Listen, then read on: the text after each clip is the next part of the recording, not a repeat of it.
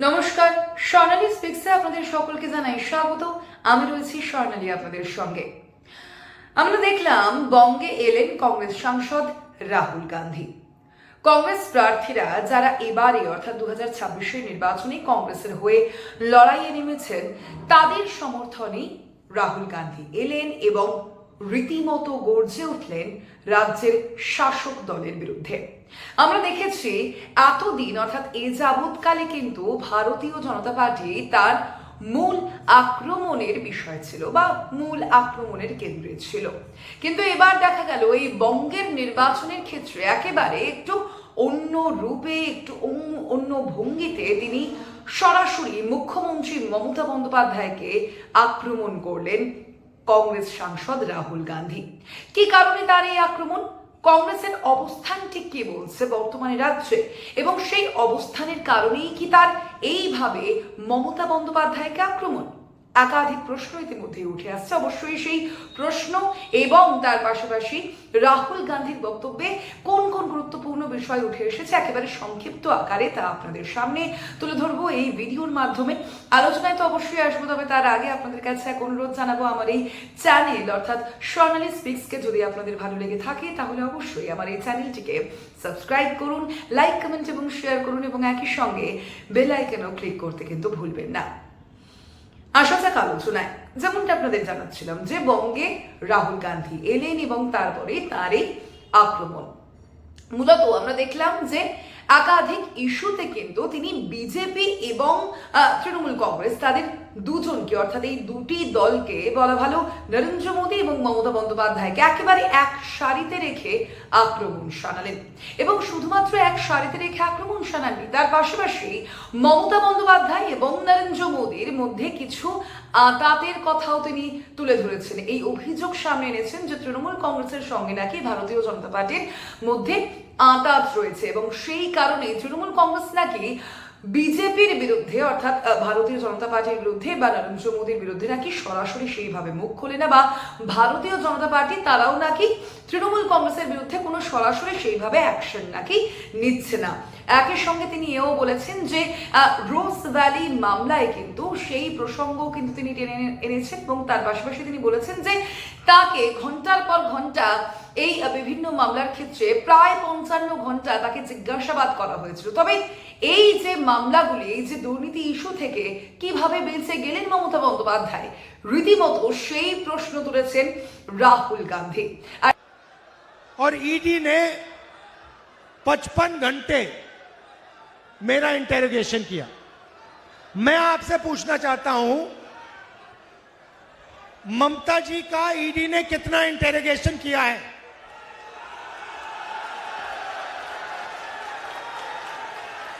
ये मुझे बताइए। बीजेपी ने ममता जी का घर क्यों नहीं लिया?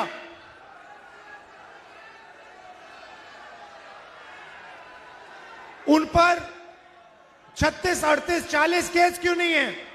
रोज वैली चिट फंड स्कैम किया, 31 लाख लोगों का पैसा लिया, 6,600 करोड़ रुपए उनके लिए, कोल स्मगलिंग होती है, गुंडा टैक्स कलेक्शन होता है, मगर नरेंद्र मोदी, आरएसएस, बीजेपी ने ममता जी का कभी इंटरोगेशन नहीं किया। এক্ষেত্রে যে প্রথম প্রশ্নটি আসে, কি সেই প্রশ্ন যে কেন আচমকা এই আক্রমণ? কি কারণে সরাসরি মমতা বন্দ্যোপাধ্যায়কে এইভাবে বেঁধছেন কংগ্রেস সাংসদ রাহুল গান্ধী? এই প্রশ্নের উত্তরে রাজনৈতিক বিশ্লেষকরা বলছেন এই যে আক্রমণ তার কারণ হয়তো ফোমো। ফোমো কি? Fear of missing out. অর্থাৎ কি যে হয়তো রাহুল গান্ধী মনে করছেন যে কংগ্রেসের অস্তিত্ব কোথাও গিয়ে একটা বিপন্ন হয়ে পড়ছে, আর সেই কারণেই অস্তিত্ব রক্ষার লড়াইয়ে নেমেছেন রাহুল গান্ধী, এবং সেই কারণেই রীতিমতো এইভাবে একেবারে চাচা ছোলা ভঙ্গিতে মমতা বন্দ্যোপাধ্যায়কে আক্রমণ করলেন কংগ্রেস সাংসদ রাহুল গান্ধী। যে প্রশ্ন উঠে আসে যে জাতীয় রাজনীতিতে কি কোথাও একটা কংগ্রেস নেতৃত্ব তারা কি ভয় পাচ্ছে? কিসের ভয়? যে না তাদের হাত থেকে হয়তো এই যে বিরোধী দলের যে তকমা বা বিরোধী দলের যে মর্যাদা, সেই মর্যাদা কি কোথাও চলে যেতে বসেছে? সেই ভয় থেকে কি আক্রমণ? কেন বলছি এই কথা? কারণ আমরা দেখেছি যে রাজ্যের ক্ষেত্রে কংগ্রেসের যে বর্তমান পরিস্থিতি, সেই পরিস্থিতি কিন্তু যথেষ্টই শোচনীয়। কেন বলছি এই কথা? আমরা দেখেছি গতবারের যে নির্বাচনগুলি রয়েছে, সেই নির্বাচনগুলিতে কিন্তু বামেদের সঙ্গে জোট করেছিল কংগ্রেস নেতৃত্ব, এবং সেই জোটের ফলে লাভের লাভ তো কিছুই হয়নি, উল্টে ক্ষতি হয়েছে, মারাত্মক সেই ক্ষতি হয়েছে। প্রথমত হচ্ছে কংগ্রেসের যে কর্মী সমর্থকরা রয়েছে, তারা যারা বামেদের সমর্থক নন বা যারা এই জোটকে মন দিয়ে মেনে নিতে পারেননি, তারা তো কংগ্রেসের থেকে সরে এসেছেই। শুধুমাত্র সরে আসাই নয়, এরকম অনেক মানুষই রয়েছেন বা এরকম অনেক সমর্থনই রয়েছেন যারা কিনা সরাসরি তৃণমূলের দিকে ঝুঁকে পড়েছে। এই যে বিষয়, সেই বিষয়ে কিন্তু লক্ষ্য করেছে কংগ্রেস নেতৃত্ব। আর সেখানেই কিন্তু এই প্রশ্ন উঠে আসছে যে তাহলে কি এই ভয়েই হঠাৎ করেই কংগ্রেস সাংসদ রাহুল গান্ধীর রাজ্যের মুখ্যমন্ত্রী মমতা বন্দ্যোপাধ্যায়কে বেনজির ভাষায় আক্রমণ? কারণ আমরা দেখেছি সাম্প্রতিক অতীতে কিন্তু এইরকমটা হয়নি। রাহুল গান্ধী অন্ততপক্ষে এইরকমটা করেননি, যেটা কিনা তিনি রাজ্যে এসে এইরকম ভাষায় আক্রমণ করলেন সরাসরি তৃণমূল সুপ্রিমোকে। এবং একই সঙ্গে আরো একটি যে গুরুত্বপূর্ণ বিষয়, কি সেই বিষয়, যে ইন্ডিয়া জোটের মধ্যে কিন্তু আমরা দেখেছি যে কংগ্রেসের দাদাগিরি, কোট আনকোট দাদাগিরি নিয়ে প্রশ্ন তুলেছেন অনেকেই, অনেক দলই কিন্তু প্রশ্ন তুলেছে, এবং তার পাশাপাশি বহু দলই তারা মমতা বন্দ্যোপাধ্যায়ের নেতৃত্বে যেন ইন্ডিয়া জোট পরিচালিত হয় সেই বিষয়টি, অর্থাৎ সেই দাবিটিও কিন্তু সামনে এনেছে। অবশ্যই তারাও কিন্তু চান না যে কংগ্রেসের একচ্ছত্র আধিপত্য থাকুক এই ইন্ডিয়া জোটের মধ্যে। যদিও আমরা দেখেছিলাম যে কংগ্রেসের যে সিদ্ধান্ত ছিল, আলোচনার প্রেক্ষিতে সমস্ত যে বিরোধী রাজনৈতিক দলগুলি ছিল, তারাই কিন্তু একেবারে কেন্দ্রের যে বিরোধী একটি জোট হিসেবে ইন্ডিয়া জোটের নির্মাণ করেছিল। যদিও আমরা বারংবার দেখেছি একাধিক সময়ে ইন্ডিয়া জোটের অভ্যন্তরে ফাটল, এবং সেই ফাটল হয়তো বঙ্গে রাহুল গান্ধীর এই সরাসরি মমতা বন্দ্যোপাধ্যায়কে নিশানা করার ফলে আরো বেশি করে তীব্র হয়ে পড়ছে বলেই মনে করছে রাজনৈতিক মহলের একাংশ। এবং দ্বিতীয়ত কি প্রশ্ন উঠে আসে, সেটা হচ্ছে দ্বিচারিতার প্রশ্ন। কেন বলছি দ্বিচারিতা? কারণ আমরা দেখেছি সম্প্রতি সংসদে যে সংবিধান সংশোধনী বিল এনেছিল কেন্দ্র, সেই বিলে আমরা দেখেছি বিরোধীরা একেবারে একজোট হয়ে তারা কিন্তু তার পক্ষে তাদের সমর্থন দেননি, এবং সেই কারণেই সংবিধান সংশোধনী যে বিল তা কিন্তু পাশ হয়নি।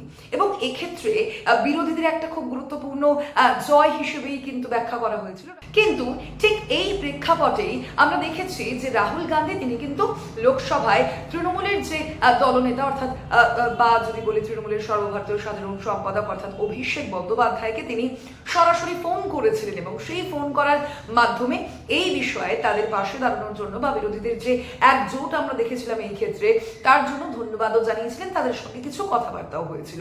কিন্তু সেই প্রেক্ষাপটে যখন এই ঘটনা ঘটলো একেবারে 1 থেকে 2 সপ্তাহ আগে, তারপরেই এভাবে বঙ্গে এসে মমতা বন্দ্যোপাধ্যায়কে সরাসরি আক্রমণ কেন, সেই প্রশ্নের উত্তর হয়তো অনেকেই দিতে পারছেন না। অবশ্যই রাজনৈতিক মহলের যে একাংশ, তাদের কাছেও এই প্রশ্নের উত্তর নেই, বিশেষজ্ঞ মহলের কাছেও কিন্তু এই প্রশ্নের উত্তর নেই। যদিও প্রশ্নের উত্তর নেই বলেই কিন্তু একাধিক প্রশ্ন অবশ্যই উত্থাপিত হচ্ছে। আর এখানেও এই যে দ্বিচারিতা, রাহুল গান্ধীর দ্বিচারিতা বা কংগ্রেসের এই দ্বিচারিতা কিন্তু প্রশ্নের সম্মুখীন। এবং এই যে দ্বিচারিতা, তার কারণে সব থেকে কাদের প্রবলেম হচ্ছে জানতে পারেন? তার জন্য সব থেকে সমস্যায় পড়েছেন বা সব থেকে দ্বিধাগ্রস্ত হয়ে পড়েছেন কংগ্রেসের নিচুতলার কর্মীরা। কারণ তারা একদিকে ভাবছেন যে জাতীয় রাজনীতিতে কংগ্রেসের অবস্থান দেখব, নাকি রাজ্যে এসে রাহুল গান্ধী যেভাবে তৃণমূল কংগ্রেসকে আক্রমণ করলেন সেই অবস্থান দেখব। এখানে খুব স্বাভাবিকভাবে এই দ্বিচারিতার বিষয়টি উঠে আসে, কোট আনকোট এই দ্বিচারিতার বিষয়টি উঠে আসে, এবং সেখানে কংগ্রেসের নিচুতলার কর্মীদের দ্বিধাগ্রস্ত হওয়া যে খুব স্বাভাবিক তা কিন্তু বলাই বাহুল্য। একেবারে যে শেষ প্রশ্ন আপনাদের সামনে তুলে ধরবো সেটা হচ্ছে মমতা বন্দ্যোপাধ্যায়ের সঙ্গে নাকি নরেন্দ্র মোদীর আঁতাত রয়েছে, বা যদি বলি তৃণমূল কংগ্রেসের সঙ্গে বিজেপির নাকি আঁতাত রয়েছে, এবং সেই কারণেই নাকি বিজেপি মমতা বন্দ্যোপাধ্যায়ের উপরে সেইভাবে কিছুই প্রয়োগ করছে না, বা কেন্দ্রীয় এজেন্সির কোনো কিছুই নাকি প্রয়োগ করছে না, সমস্তটাই নাকি প্রয়োগ করা হচ্ছে কংগ্রেসের বিরুদ্ধে, এবং কংগ্রেসকেই বারংবার নাকি বেনজির ভাষায় আক্রমণ করছে ভারতীয় জনতা পার্টি, এই অভিযোগ করছেন রাহুল গান্ধী। অবশ্যই আমরা দেখেছি ঠিক এই প্রেক্ষাপটে তৃণমূল কংগ্রেসের তরফ থেকেও কিন্তু পাল্টা দেওয়া হয়েছে। পাল্টা তারা বলছেন যে রাহুল গান্ধী যে এই রকম ধরনের কথাবার্তা বলছেন, তিনি হয়তো দেখেনি না যে কেন্দ্রীয় এজেন্সি কিভাবে ভোটের মুখেও তৃণমূল নেতৃত্বকে ডাকছে বা তলব করছে এবং একই সঙ্গে বিভিন্ন ক্ষেত্রে তাদের চাপে পড়তে হচ্ছে বলে তৃণমূল কংগ্রেসের বক্তব্য। এবং এই প্রেক্ষাপটেই কংগ্রেসের বিরুদ্ধেও কিন্তু একাধিক প্রশ্ন উঠে আসে। কি সেই প্রশ্ন? যেখানে তৃণমূল কংগ্রেস এবং ভারতীয় জনতা পার্টির আঘাতের প্রসঙ্গ তুলে আনছেন রাহুল গান্ধী, সেখানে আমরা দেখেছিলাম যে সম্প্রতি যে বিহারের নির্বাচন হয়েছিল, আমরা দেখেছিলাম একেবারে প্রাথমিকভাবে তেজস্বী যাদব এবং রাহুল গান্ধী যে ভোটার অধিকার যাত্রা করেছিলেন এবং তাতে যেভাবে মানুষের সাড়া পাওয়া গিয়েছিল, তার ফলে কিন্তু অনেক মানুষই ভাবনা চিন্তা করতে শুরু করেছিলেন বা রাজনৈতিক মহলের একাংশ কিন্তু এই ভাবনা চিন্তা করতে শুরু করেছিলেন যে হয়তো বিহারের ক্ষেত্রে কংগ্রেস কিছুটা ভালো ফল করবে বা তেজস্বী যাদবের যে দল তারা ভালো ফল করবে। যদিও পরবর্তীতে কিন্তু আমরা দেখেছিলাম একেবারে রীতিমতো ভ্যানিশ হয়ে গিয়েছিলেন আচমকাই রাহুল গান্ধীরা, অর্থাৎ কংগ্রেস নেতৃত্ব তারা কিন্তু ভ্যানিশ হয়ে গিয়েছিলেন। এবং নির্বাচনের ঠিক কিছুদিন আগে থেকে এই যে ভ্যানিশ হয়ে যাওয়া আচমকা, এই যে উধাও হয়ে যাওয়া আচমকা, সেটা অনেকটাই প্রশ্নের সম্মুখীন হয়ে দাঁড়িয়েছে রাজনৈতিক মহলের একাংশ। এবং তারা কিন্তু বলছে যে আদতে তৃণমূল কংগ্রেসের সঙ্গে বিজেপির আঘাত রয়েছে নাকি কংগ্রেসের সঙ্গেই বিজেপির আঘাত রয়েছে, সেই কারণেই কংগ্রেস হয়তো বিভিন্ন বড় ইস্যুগুলোকে এইভাবে হাতছাড়া করছে। প্রশ্ন কিন্তু সেখানে উঠে আসছে। অবশ্যই এই প্রশ্নগুলো তো আমি তুলে দিলাম, বিচার করার দায়িত্ব অবশ্যই আপনাদের। তবে আপনাদের কি মনে হয়, এই যে একাধিক প্রশ্নগুলো আমি তুললাম, আপনাদের কি মনে করছেন যে এই প্রশ্নগুলো কি সঠিক বা এই প্রশ্নগুলো কি কংগ্রেসের জন্য প্রযোজ্য?